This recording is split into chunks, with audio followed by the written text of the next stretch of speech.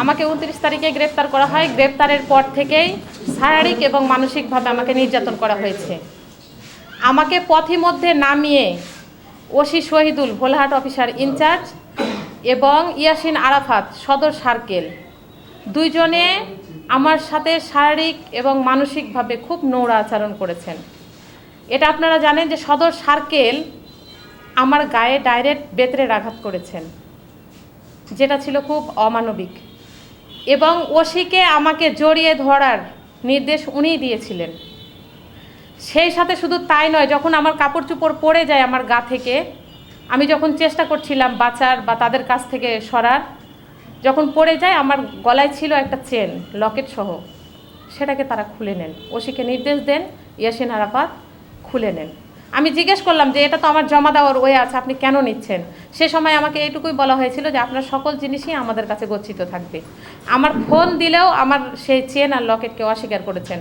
তারপরে সেইখান থেকে নিয়ে এসে আমাকে আবার পুলিশ ফাঁড়িতে রাখা হয়, সদর পুলিশ ফাঁড়িতে, যেখানে সিসিটিভি ফুটেজ আছে। আমি আপনাদেরকে এইটুকুই শুধু অনুরোধ করব এবং প্রশাসনকেও বলবো যে আমি যদি মিথ্যে অভিযোগ আপনাদের মাধ্যমে করে থাকি আপনাদের কাছে, তাহলে তারা যেন আমাকে যেই ঘরে রেখেছিল, যে ঘরে কিভাবে টর্চার করেছে, রাত 11টা থেকে মানে পরের দিন বিকেল 4:30 পর্যন্ত 4টা পর্যন্ত এই সিসিটিভি ফুটেজটা যেন দয়া করে প্রকাশ করেন যে না, তারা আমাকে নির্যাতন করেন নাই। যদি তাদের সেই সৎ সাহসটুকু থাকে, সিসিটিভি ফুটেজটা যদি তারা প্রকাশ করতে পারেন, তাহলে আমি আপনাদের কাছে আবারও প্রেস কনফারেন্স করে বলবো যে না, আমি মিথ্যে অভিযোগ করেছিলাম, তারা অপরাধী নয়। আমি শুধু এটুকুই বলবো যে আমার সাথে যা হয়েছে, খুব অসহায় নারীর মতো আমি শুধু সেদিন সহ্য করেছি। আমার পরিবার, আমি যখন 19 ঘন্টা আত্মগোপনে আমাকে রাখা হয়েছিল আইনশৃঙ্খলা বাহিনীর ক্যাপচারে, আমার পরিবার জানে না। আমি শুধু টেনশন করছিলাম, আমার মা অসুস্থ, আমার মা না জানি কি করে হার্ট ফেল করে যদি মারা যায়, যে আমার মেয়েকে কোথায় নিয়ে গেল। আমাকে যেই মামলায় গ্রেপ্তার করা হয়েছিল সেই মামলাটা ছিল ভোলাহাট থানার, কিন্তু আমাকে নিয়ে এসে রাখা হয়েছিল তাদের ঘৃণ উদ্দেশ্যের কারণেই সদর পুলিশ ফাঁড়িতে। এটুকু আমি আপনাদেরকে আরও একবার পরিষ্কার করলাম। শুধু এই বিবেক দিয়েই আপনারা দেখবেন যে কেন আমাকে এখানে নিয়ে আসা হয়েছিল, কেন এত দূরে নিয়ে এসে আমাকে রাখা হলো, কেন 19 ঘন্টা পরে আমাকে পরের দিন কেন আদালত চত্বরে নিয়ে আসা হলো, কেন আমাকে সাথে সাথে মানে আদালতের মাধ্যমে জেল কারাগারে প্রেরণ করা হলো না। তাহলে তারা আমার সাথে কি করেছে কি করেনি এটা আপনারাও একটু বুঝতে পারবেন। আমি চাই, এটা হচ্ছে দুঃসময়ের শাসন শেষ হয়ে গেছে। আমি মনে করি অনেক জেল জুলুম সহ্য করেছি, দুঃশাসন শেষ করেছি, পতিত সরকারকে বিদায় করেছি। এটা হচ্ছে নতুন একটা বাংলাদেশ। এইখানে আমার উপরে যা হয়েছে আমি তার সুষ্ঠু তদন্ত চাই এবং দোষীদের বিচার চাই। আমার কোনো কিছু নাই, আমি শুধু দোষীদের বিচার চাই। এই দোষীরা যদি শাস্তি পায়, তাহলে আদার্স যে কর্মকর্তারা আছে, সত্য যদি উদ্ঘাটিত হয়ে তাদের শাস্তি নিশ্চিত হয়, তাহলে সারা বাংলাদেশে আর কোনো নারী এইভাবে নির্যাতিত হবে না, এইভাবে শারীরিক মানসিক নির্যাতনের শিকার হবে না। আমি ঊর্ধ্বতন কর্মকর্তা বলেন, প্রধান উপদেষ্টা বলেন, স্বরাষ্ট্র উপদেষ্টা বলেন, আইজি বলেন, ডিআইজি বলেন, আমি সকলকেই বলবো যে আপনারা সুষ্ঠু তদন্ত করে যে দোষী শুধু তার শাস্তি নিশ্চিত করেন, তার বিচার করেন। ডিজাইন, এলিগেন্স, বিউটি, সেরা পণ্য সবার জন্য জেভিকো। আমাকে ভোলাহাট শয়তানতলা খালি আলমপুর নামক ওই জায়গা থেকে 28 তারিখ রাত 8:30টার সময় গ্রেপ্তার করেন। গ্রেপ্তারের সময় থেকে আমাকে শারীরিকভাবে নির্যাতন করে আসছিলেন সার্কেল এবং ওসি শহীদুল। সার্কেল হচ্ছে সদরের সার্কেল, আমার গোমাস্তাপুর সার্কেল না, ইয়াসিন আরাফাত। আমাকে যখন ভোলাহাট এবং শিবগঞ্জ রোড দিয়ে নিয়ে আসা হয় চাঁপাইনবাবগঞ্জে, সে সময় চাঁপাইনবাবগঞ্জের শিবগঞ্জের শুরু এবং ভোলাহাটের শেষ ওই জায়গায় আমাকে নামানো হয় রাত্রেবেলা নামানোর পরে ইয়াসিন আরাফাত এবং ওসি দুইজনে নামেন গাড়ি থেকে নামার পরে আমাকে ইয়াসিন আরাফাত প্রথমে আঘাত করেন। কি দিয়ে আঘাত করেছেন আমি জানি না, তবে আমার পিছন সাইডে আঘাত করেছিলেন উনি। আঘাত করার পরে আসলে মানে ভারী হয়ে আসছে যে সেদিনের ভয়ঙ্কর সেই বর্ণনা। আঘাত করার পরে উনি ক্ষান্ত হন নাই, ওসি সাহেবকে বলছেন যে ওসি সাহেব, নেতৃত্ব খুব মানে শক্তি দেখালো আমাদেরকে, তাই না? এখন আপনি তার শক্তিটা মানে পরীক্ষা করেন। কিভাবে পরীক্ষা করবে? উনি আমাকে পিছন থেকে জড়িয়ে ধরেছেন। মানে আমি যে একজন মেয়ে মানুষ সেটা তাদের কাছে ছিল না। মনে হচ্ছিল যে আমি তাদের কাছে একজন পুরুষ মানুষকে তারা নিয়ে এসছে। যাই হোক, সেখান থেকেও আমাকে কোনোভাবে আল্লাহ আমাকে বাঁচিয়ে দেন, তাদের হাত থেকে নিয়ে আসে সদর ফাঁড়িতে। আমি জানি না যে আমাকে সদর ফাঁড়িতে রাখা হয়েছে না কোথায় রাখা হয়েছে। আমাকে যেখানে রাখা হয়েছিল ওই ঘরে লাইট ফ্যান কোনো কিছুই নেই, তবে সিসি ক্যামেরাটা আছে। আমি থাকার পরে যখন রাত 4টা বাজে, আমি কিন্তু সারা রাত্রি ঘুমাতে পারি নাই, কারণ যেহেতু এখানে কোনো কিছু নেই, ঘুমানোর পরিবেশও নেই। আমি যখন রাত 4টা বাজে তখন আমাকে আবার পিছন থেকে এসে কেউ একজন চোখ বেঁধে দিল। পরবর্তীতে দেখি যে আমার 2 হাতও হ্যান্ডকাপ দিয়ে পিছনে নিল তারা। তখন একবারে ভেবে নিলাম যে এরা আমাকে সেই নাটকেই দেখাবে, আজকে আর আমি কোনোদিন স্বাভাবিক জীবনে ফিরে যাব না, আর কারোর সাথে আমার কখনো কথা হবে না, সাক্ষাৎকারও হবে না। শুধু দোয়া ইনুস পড়ছিলাম আর কলমা পড়ছিলাম যে আল্লাহ, এরকম আমি তো কোনো অপরাধ করি নাই যে অপরাধের জন্য তারা আমাকে নিয়ে এসছে বা এরকম নির্যাতন করছে, শুধু আমাকে তুমি একমাত্র রক্ষা করতে পারো। যাই হোক, আমাকে চোখ এবং হাত বাঁধার পরে কারা নির্যাতন করেছে এটা কিন্তু আমি দেখতে পাই নাই, যেহেতু আমার বাধা ছিল।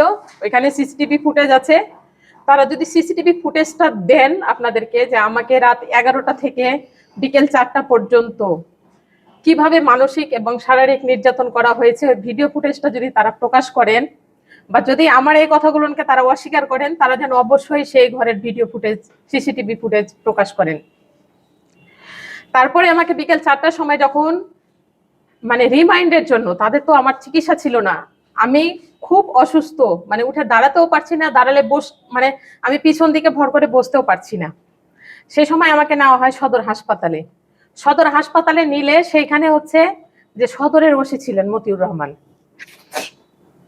তো উনার হচ্ছে আমাকে সবকিছু জিজ্ঞেস করার পরে আমাকে জিজ্ঞেস করলো, মহিলা ডাক্তার ছিলেন, আপনার কি কোনো কিছু বলার আছে? আমি বলছি হ্যাঁ বলার আছে, একটু পুরুষ মানুষদেরকে এই ঘর থেকে বের করেন। ডাক্তার আমাকে বললেন যে আপনি যে এখান থেকে পালাবেন না, এই গ্যারান্টি কার্ড তো আমি দিতে পারবো না ওসি মহোদয়কে, আপনি এখানেই বলেন। তো আমি বললাম যে আমার কাপড়গুলো কি আমি এখানেই খুলবো? তখন উনি আমাকে বাধ্য হয়ে পাশের রুমে নিয়ে গেলেন, 2 জন মহিলা পুলিশ সহ। নিয়ে যাওয়ার পরে উনি আমার ক্ষত স্থানগুলো দেখলেন, দেখার পরে ওনাদের যে ফর্মালিটিস, ছবি নেওয়া, ওদের যা যা করণীয় ওনারা তা করলেন। করার পরে আমাকে আবার ওই রুমে নিয়ে আসলেন। নিয়ে আসার পরে ডাক্তার যখন নিজ মুখে বললেন যে ওনাকে তো টর্চার করেছেন, নির্যাতন করা হয়েছে, ওসি সাহেব বলছেন যে না, এটা মিথ্যে কথা বলছে, এটা তার শরীরে ঘা পচড়ার দাগ। আমি সেই সময় বললাম যে তাহলে আপনার সামনে আমি কাপড়গুলো খুলি, আমার শরীরের কোথায় কোথায় ঘা পচড়ার দাগ আছে একটু দেখেন। তখন উনি আর কিছু বললেন না, শুধু এইটুকুই বললেন যে আপনি পুলিশের বিরুদ্ধে মিথ্যা কথা বলছেন, এর জন্য ভয়ঙ্কর পরিণত হবে আপনার আর আপনার পরিবারের। আমি আর কিছুই বলতে পারি না, আমি সেই সময় ভাষা হারিয়ে ফেলেছিলাম। পরবর্তীতে আমাকে নেওয়া হয় পুলিশ ভ্যানে। পুলিশ ভ্যানে নেওয়া হলে সেখানে 1 থেকে 1.5 ঘন্টা ওসি এবং ডাক্তার 2 জনেই বৈঠক করেন। 1.5 ঘন্টা যাবত আমি গাড়িতেই আছি, আমি বসতে পারি না। তারপরেও বৈঠক করা হলে উনি আসেন। এই বৈঠকের মাঝে কি করেছেন এটা আমি জানি না, তবে মেডিকেল আমাকে কোনো চিকিৎসা দেয় নাই, শুধু সদর ওসির নির্দেশে। আমি সেই সময় খুব মর্মাহত ছিলাম, খুব অসুস্থ ছিলাম। আমি একজন নাগরিক হিসেবে আমার চিকিৎসা সেবাটাও পাই নাই। ওইখান থেকে আসার পরে আমাকে নেওয়া হয় আদালত চত্বরে। আদালত চত্বরে নিলেও আমাকে বিচারিকের সামনে না তুলে জেল কারাগারে প্রেরণ করেন। এটা আমি ধরে নিয়েছি যে এই প্রেরণ করার উদ্দেশ্য ছিল যে আমি যেন বিচারিককে আমার যে শারীরিক এবং মানসিক আমাকে যেভাবে টর্চার করা হয়েছে, আমি যেন বিচারিককে আমার ক্ষত স্থান বা টর্চার বা নির্যাতনের বর্ণনা না দিতে পারি। এইটুকুই ছিল শুধু আমার সেই ভয়ঙ্কর রাত্রের বর্ণনা। বিষয়টি হচ্ছে একজন গৃহবধূর সাথে তার স্বামীর সাথে দীর্ঘদিন যাবৎ বিবাদ চলছে। এটা আমাদের গ্রামীণ জীবনের একটি সচরাচর ঘটনা আমরা দেখি। হাজব্যান্ডের বিরুদ্ধে অভিযোগ হয়, বা হাজব্যান্ড আবার স্বামী ওয়াইফ করে বা স্বামী করে, এভাবে করে। এখানেও এরকম একটি ঘটনা ঘটে। এই ঘটনা একাধিকবার সালিশ টালিশ হওয়ার পরে এখন যে ভদ্রলোক আক্রান্ত হয়েছিলেন, তার ধারণা, তার কথা হলো যে আমার স্ত্রী এই মহিলা ভাইস চেয়ারম্যানের কারণেই এত ক্ষমতা দেখাচ্ছে এবং আমার উপরে বেশি চড়াও হয়। যেদিন ঘটনা ঘটছে সেদিন ওই ভদ্রলোকের গায়ে গরম ডাল ঢেলে দেয় ফুটন্ত, ওনার পিঠ ঝলসে যায়, ওনাকে রাজশাহী পর্যন্ত নিয়ে নেওয়া হয়। এই ঘটনায় বেশ কয়েকদিন মামলা হয় না, কিন্তু বিভিন্ন সোশ্যাল মিডিয়ায় নিউজটা হচ্ছিল। পরবর্তীতে তার ভাই অভিযোগ দায়ের করে। অভিযোগ দায়ের করার পরে পুলিশ এটি আমলে নেয় এবং মহিলাকে গ্রেপ্তার করে। মহিলাকে কেন গ্রেপ্তার করা হলো সেই জন্য মহিলা ভাইস চেয়ারম্যান অত্যন্ত ক্ষুব্ধ হন। তিনি ভারপ্রাপ্ত কর্মকর্তা আমাকে এবং বিভিন্ন লোকজনের সাথে বিষয়টা নিয়ে পুলিশের সাথে বিতণ্ডায় লিপ্ত হন এবং উনি বলেছেন যে এইটি নিয়ে উনি যা যা করণীয় সেটি করবেন। আমাদের বক্তব্য ছিল যে যেহেতু উনি গরম ডাল ঢেলে দিয়েছেন, বিট ঝরসে গেছে, একটি অপরাধ হয়েছে, এটা মামলা হতে হবে। উনি একজন রাজনৈতিক কর্মী হিসাবে উনি যদি এটি সুরাহা করতে চান তিনি এটা করতে পারেন, সেটা ভিন্ন, কিন্তু আইনি পদক্ষেপ থেকে আমাদের বিচ্যুত করা যাবে না। ওনার ভাই যে মামলা করেছেন সেই মামলায় ওনাকে 6 নম্বর আসামি করা হয়েছে। তা উনি বলেছেন যে একে রক্ষার জন্য বা আমাদের সাথে করার জন্য উনি যা যা করণীয় উনি তাই করবেন এবং আমাদের দেখিয়ে দেবেন। তো এখন এরপরে মামলার আসামি হওয়ার কারণে তাকে গ্রেপ্তার করা হয়েছিল। গ্রেপ্তার করার পরে তাকে কোর্টে সোপর্দ করা হয়। আপনারা জানেন আমরা কিছু আসামি ম্যাক্সিমাম ক্ষেত্রে কোর্টে জমা দেওয়ার আগে আমরা হাসপাতাল থেকে একটা ফিটনেস নেই, এটা আপনার সংবাদপত্র জানেন। এটা হাসপাতাল তার শরীর পরীক্ষা করে একটি রিপোর্ট দেয়, রিপোর্টটি উক্ত আয়ও কোর্টে সাবমিট করে এবং সেই মেডিকেল রিপোর্টের উপরে ম্যাজিস্ট্রেট যদি মনে করেন যে এটি তদন্ত হওয়া দরকার বা পুলিশের বিরুদ্ধে ব্যবস্থা নেওয়া দরকার উনি আদেশ দেন। যেহেতু উনি একজন রাজনৈতিক কর্মী, উনি আগে থেকে আমাদের উপরে একটু ক্ষিপ্ত ছিলেন ওই মহিলাকে গ্রেপ্তার করার কারণে, মানে যে ডাল ছুঁড়ে মেরেছিল, সে কারণে আমাদের আশঙ্কা ছিল উনি আমাদের নামে একটি অভিযোগ করতেও পারেন। সেজন্য আমরা সদর হাসপাতাল নিয়ে তার মেডিকেল ফিটনেস সার্টিফিকেট নেই, সেখানে যা লেখা আছে এটা বেশি লেখা জমা আছে, সে অনুযায়ী তাকে ওখানে দেয়। উনি ওখানে বা পরবর্তীতে উনি কোনো আদালতে কোনো অভিযোগ করেননি তাকে নির্যাতন করা হয়েছে, আদালত কিন্তু একটা ইনভেস্টিগেশন দিতে পারত। দ্বিতীয়ত উনি যখন বের হওয়ার পরে উনি নিজে বা তার পক্ষের কেউ পুলিশের এসপির কাছে অথবা আমার প্রতি যদি তার ক্ষোভ থাকে উনি কিন্তু উদ্বোধন করতে পারেন, একটি আবেদন করতে পারতেন, একটা ইনভেস্টিগেশন কমিটি হতে পারত, সেটির উপরে কিন্তু একটা বিচার পাওয়া যেত। উনি এই সংবাদ সম্মেলন করেছেন, আমি মনে করি যে ওই মহিলা যিনি ডাল ছুঁড়ে মেরেছিলেন তাকে রক্ষা করার জন্য, যেহেতু উনি আসামি, এই মামলা থেকে আমাদেরকে চাপে রাখার জন্য এটা করা হয়েছে। প্রথমে বলি যে ওনার উপরে কোনো অত্যাচার নির্যাতন করা হয়নি, উনি প্রুফ দেখান। দ্বিতীয়ত টানাহেঁচড়া করার কারণ ওনাকে উনি যখন গাড়িতে করে যাচ্ছিল বাসে, তো উনি গাড়ি থেকে নামানোর পরে উনি রাস্তায় শুয়ে পড়েন, উনি উঠবেন না। তো আমাদের মহিলা পুলিশ ছিল 2 জন, ওনারা পারছিল তার সাথে, পরে আরেকজন এসে ওনাকে উঠাইতে হয়েছে, উনি উঠবেন না, রাস্তা একদম মাঝখানে শুয়ে গেছেন। এটা আপনারা শুনে দেখতে পারেন, আপনাদের তো লোক আছে। আর রাস্তাঘাটে কাউকে মানলে ওনাকে গ্রেপ্তার করা থেকে শুরু করে গাড়িতে তোলা পর্যন্ত যা যা হয়েছে ওখানকার লোকজন দেখছে, এটা কোনো নির্জন জায়গা হয়নি।